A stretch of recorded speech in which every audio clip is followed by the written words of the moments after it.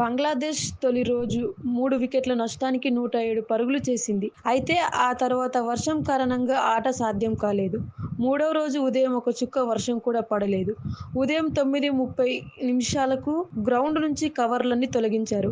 కానీ నేలపై 2 తడి ప్యాచెస్ సమస్యగా మారాయి. ఒక పాచ్ బౌలింగ్ రన్నాఫ్‌కు సమీపంలో ఉంది.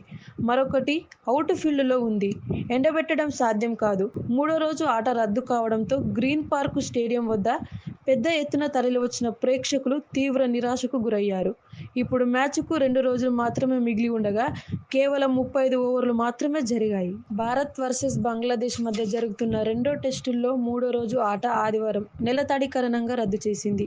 అయితే మూడో రోజు ఉదయం నుంచి వర్షం కురవలేదు. కానీ మైదానంలోని పలు ప్రాంతాలు తడిగా ఉండడంతో అంపైర్లు ఆటను రద్దు చేయాలని నిర్ణయించారు. మైదానంలోని అంపైర్లు ఉదయం 10 గంటలకు, మధ్యాహ్నం 12 గంటలకు, మధ్యాహ్నం 3 గంటలకు ఫీల్డ్‌ను పరిశీలించారు. అయితే చివరికి ఆ రోజు ఆటను రద్దు చేయాలని నిర్ణయించుకున్నారు. నాలుగో రోజైన సోమవారం సమయానికి ఆట ప్రారంభమవుతుందని భావిస్తున్నారు. భారత్, బంగ్లాదేశ్ మధ్య కాన్పూర్ టెస్టు డ్రాగా మారే అవకాశం ఉంది. కాన్పూర్ టెస్టు మ్యాచ్ డ్రా అయితే ప్రపంచ టెస్టు చాంపియన్షిప్ పాయింట్ల పట్టికలో భారత్ భారీ నష్టాన్ని చవిచూడవచ్చు. కాన్పూర్ టెస్టు డ్రా కావడంతో భారత్, బంగ్లాదేశ్తో పాయింట్లు పంచుకోవాల్సిన పరిస్థితి నెలకొంది.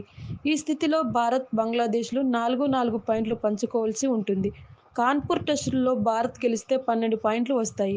అంటే టెస్టు మ్యాచ్ డ్రా అయితే భారత్ 8 పాయింట్లు కోల్పోవాల్సి వస్తుంది. కాన్పూర్ టెస్టు డ్రా కావడంతో భారత్కు 68.18% పాయింట్లు మిగిలాయి.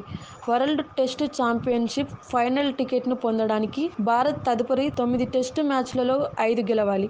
బంగ్లాదేశ్లో కాన్పూర్ టెస్టు తర్వాత భారత్, న్యూజిలాండ్తో 3 టెస్టు మ్యాచ్లు, ఆస్ట్రేలియాతో 5 టెస్టు మ్యాచ్లు ఆడాల్సి ఉంది.